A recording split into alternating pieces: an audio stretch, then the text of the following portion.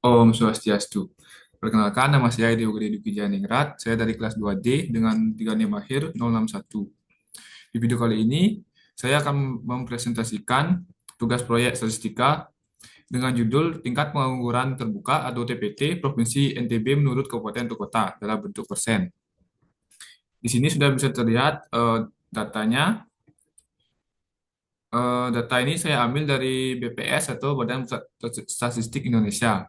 Dan saya juga sudah mencantumkan link link dari data tersebut untuk menjamin kevalidasian data data tersebut.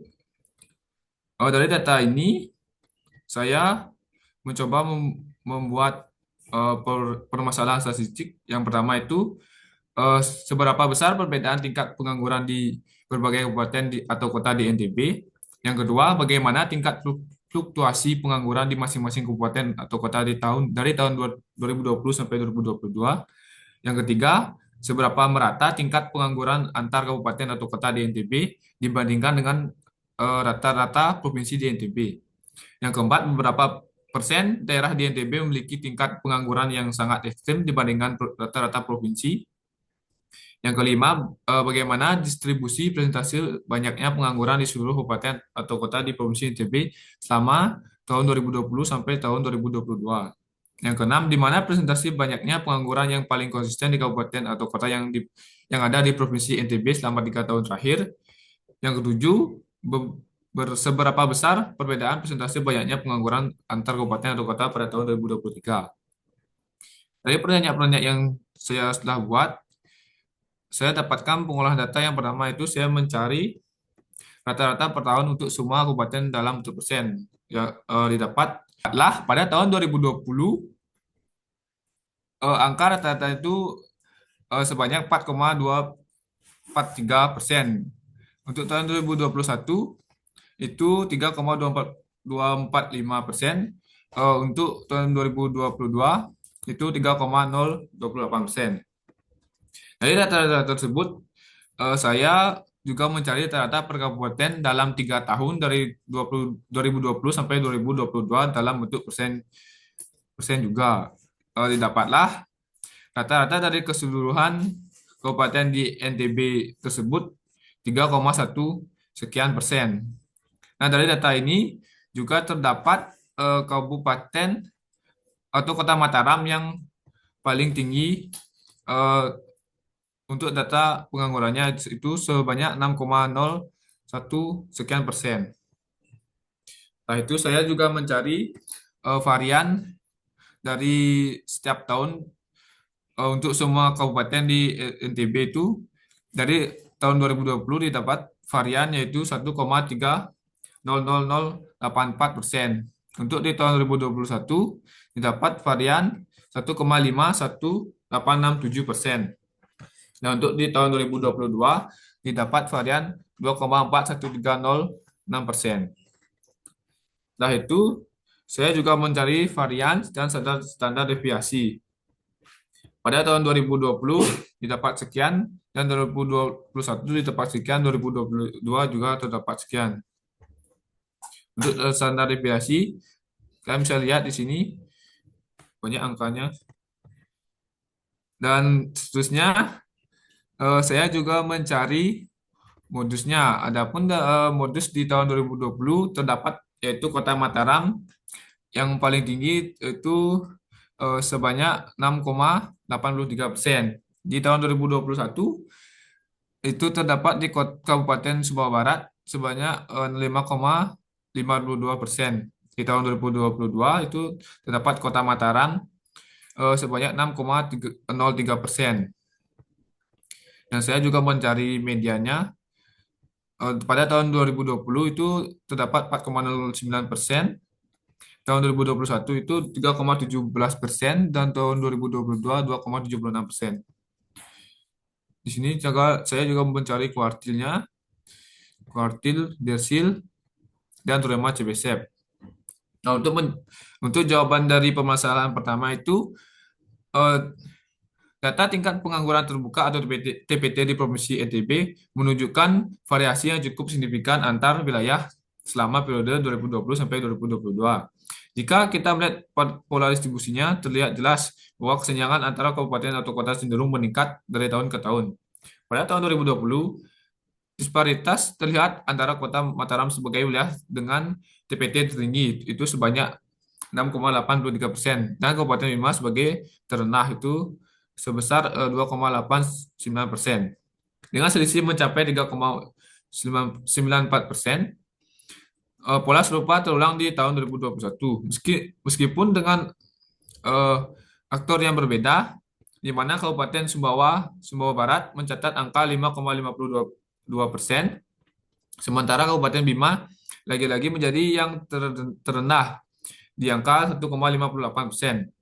Yang paling mengkhawatirkan adalah perkembangan di tahun 2022, di mana gap ini melebar secara signifikan menjadi 5,65% antara Kota Mataram itu sebesar 6,03% dan Kabupaten Lombok Utara yang justru mencatat angka sangat rendah, itu sekitar 0,38%. Ini lebih jauh peningkatan standar deviasi dari 1,14 di tahun 2020 menjadi 1,55 di tahun 2022. Semakin menguatkan temuan tentang semakin besarnya disparitas antar wilayah dalam hal hal ini tingkat pengeluaran di provinsi NTB tersebut. Untuk jawaban dari permasalahan yang kedua, itu tingkat fluktuasi pengangguran di NTB menunjukkan pola yang sangat bervariasi antar wilayah. Beberapa kabupaten mencatat perkembangan yang sangat menggembirakan, seperti Kabupaten Lombok Utara yang masih menurunkan TPT-nya secara drastis dari 30,1% di tahun 2020 menjadi hanya 0,38% di tahun 2022. Oke, untuk jawaban dari permasalahan nomor 2, itu tingkat fluktuasi pengangguran di NTB menunjukkan pola yang sangat bervariasi antar wilayah. Beberapa kabupaten mencatat perkembangan yang sangat menggembirakan, seperti Kabupaten Lombok Utara yang berhasil menurunkan TPT-nya secara drastis dari 3,01% di tahun 2020 menjadi hanya 0,38% di tahun 2022. Suatu pencapaian yang patut diapresiasi. Demikian pula dengan Kabupaten Lombok Timur menunjukkan penurunan konsisten dari angka 4,17% ke 1,51% dan periode yang sama. Di sisi lain, Kota Mataram tetap konsisten mencatat angka tertinggi meskipun sempat mengalami penurunan di tahun 2021, menunjukkan adanya tantangan yang struktural di wilayah urban ini. Yang menarik itu adalah Kabupaten Dompu yang menunjukkan stabilitas paling baik dengan fluktuasi TPT yang tidak terlalu besar, hanya sekitar kurang lebih 0,5% selama 3 tahun terakhir. Secara seluruh provinsi DB memang berhasil menurunkan rata-rata TPT dari 4,22% di tahun 2020 menjadi 2,89% di tahun 2022. Namun pencapaian ini ternyata disertai dengan meningkatnya variasi antar kabupaten yang ditunjukkan oleh kenaikan standar deviasi sebesar 36%.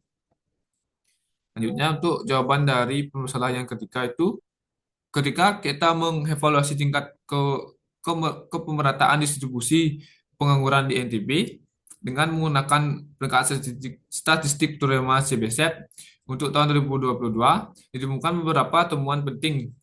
Itu sekitar 68% di wilayah NTB memiliki TPT yang berada dalam kisaran 1,47% hingga 4,58%, sementara 95% wilayah berada dalam rentang yang lebih besar, yaitu 0,08% hingga 6,13%. Hasil ini menunjukkan bahwa sebagian besar kabupaten atau kota di NTB memang memiliki TPT yang relatif mendekati rata-rata provinsi sebesar 2,89%. Namun demikian, terdapat beberapa wilayah yang menjadi outlier di kedua ekstrem. Di kedua, Kota Mataram dengan TPT 6,03% hampir menyentuh batas atas interval kepercayaan 9,5%. Sementara Kabupaten Lombok Utara dengan 0,38% jelas merupakan outlier di batas bawah. Situasi ini menggambarkan bahwa meskipun secara umum distribusi TPT di NTB cukup merata, Namun terdapat beberapa ketimpangan yang signifikan di beberapa wilayah tertentu yang memerlukan perhatian khusus. Selanjutnya, jawaban dari permasalahan nomor 4 itu dalam konteks mengidentifikasi daerah dengan tingkat pengangguran yang sangat ekstrim relatif terhadap rata-rata provinsi. Analisis statistik memberikan gambaran yang menarik. Secara teknis sebenarnya tidak ada satu wilayah yang benar-benar melampaui batas kurang lebih dua standar deviasi dari rata-rata. Namun secara praktis kita dapat mengidentifikasi bahwa sekitar 10% wilayah di kota Mataram terutamanya memiliki TPT yang mendekati batas ekstrem atas dan 10% lainnya seperti Kabupaten Lombok Utara mendekati batas ekstrem bawah. Fakta ini semakin diperkuat dengan meningkatnya koefisien variasi dari 27% di tahun 2020 menjadi 54% di tahun 2022. Yang jelas, mengidentifikasikan semakin heterogennya distribusi TPT di NTB. Kondisi ini mengisyaratkan perlunya pendekatan kebijakan yang berbeda untuk menangani kedua wilayah ekstrem tersebut. Di satu sisi diperlukan penciptaan lapangan kerja yang lebih masif di Kota Mataram, sementara di satu sisi lain perlu pemantauan ketat terhadap kondisi ketenaga kerjaan di Kabupaten Lombok Utara. Untuk memastikan angka TPT yang sangat rendah ini tidak mengidentifikasikan masalah underemployment atau ketidakakuratan data. Selanjutnya, jawaban dari permasalahan yang kelima itu adalah eh, dari data analisis distribusi tingkat pengangguran terbuka atau TPT di Provinsi NTB selama 3 tahun terakhir menunjukkan pola yang cukup beragam dengan kecenderungan tertentu. Pada tahun 2020, distribusi TPT relatif terkonsentrasi di kisaran 3-5% dengan rata-rata provinsi itu 4,22%, di mana kota Mataram menjadi kota dengan angka tertinggi itu sekitar 6,83% dan Kabupaten Bima menjadi terendah sekitar 2,89%. Tahun 2021 terjadi penurunan TPT secara umum yaitu dengan rata-rata 3,01% dengan distribusi yang lebih merata. Meskipun Kabupaten Sumbawa Barat itu mencapai 5,52% dan Kota Mataram 5,19%, masih menonjol. Di tahun 2022, distribusi menjadi lebih tersebar dengan standar deviasi meningkat ke 1,55%, menandakan variasi yang lebih besar antara wilayah Kota Mataram 6,03% tetap konsisten sebagai wilayah dengan TPT tertinggi. Sementara Kabupaten Lombok Utara mencatat penurunan ekstrim ke 0,38% secara keseluruhan. Distribusi TPT cenderung melenceng ke kanan dengan beberapa kabupaten menunjukkan kinerja luar biasa baik. Sementara wilayah urban seperti Kota Mataram terus menghadapi tantangan pengangguran yang serius. Selanjutnya, jawaban dari permasalahan yang keenam itu adalah dalam Kabupaten Dompu muncul sebagai wilayah dengan tingkat pengangguran paling konsisten selama 3 tahun terakhir, dengan fluktuasi TPT hanya kurang lebih 0,5%. Konsistensi ini tercermin dari deviasi absolut terkecil dari rata-rata 3 tahunnya, yaitu sebesar 2,93%. Faktor seperti ini struktur ekonomi yang stabil atau efektivitas program tenaga kerjaan diduga menjadi penyebab. Sementara itu, Kabupaten Lombok Barat dan Kota Bima juga menunjukkan pola relatif stabil dengan fluktuasi terbatas. Di sisi lain, Kabupaten Lombok Utara justru menunjukkan konsistensi dalam menurunkan ekstrim. Meskipun dari perspektif kebijakan, stabilitas seperti di Dompu lebih mudah dikelola. Konsistensi ini dapat diukur melalui koefisiensi variasi terendah, di mana Dompu memiliki koefisien variasi hanya 4,3%, jauh lebih rendah dibandingkan rata-rata koefisiensi variasi provinsi. Dan untuk jawaban dari permasalahan terakhir itu, meskipun data tahun 2020 tidak tersedia dalam data tersebut, banyak berdasarkan tren 2020 sampai 2022 menunjukkan potensi meningkatkan keragaman. Ukuran statistik yang relevan untuk menggambarkan keragaman ini yaitu standar deviasi yang diprediksi terus meningkat dari 1,14% di tahun 2020 ke 1,55% di tahun 2022. Range yang melebar dari 3,94% di tahun 2020 ke 5,65% di tahun 2022, serta koefisiensi variasi yang naik dari 27% ke 54%. Jika tren ini berlanjut, diperkirakan pada 2023, perbedaan TPT antar kabupaten atau kota bisa mencapai 6-7%. Dengan kota Mataram dan kota Lombok Utara tetap menjadi dua kutub yang jadi tingkat tertinggi. Ukuran dispensi seperti range juga menunjukkan pola peningkatan dari 1,43% di tahun 2020 ke 1,98% di tahun 2022, mengindikasikan penyebaran data yang semakin lebar di sekitar median. Keragaman ini menyoroti perlunya kebijakan diferensiasinya lebih tajam, terutama untuk menangani kesenjangan antar wilayah perkotaan dan pedesaan. Sekian presentasi yang dapat saya paparkan. Jika ada kesalahan kata, mohon dimaafkan. Saya akhiri dengan pemesanti. Om Santi Santi Om.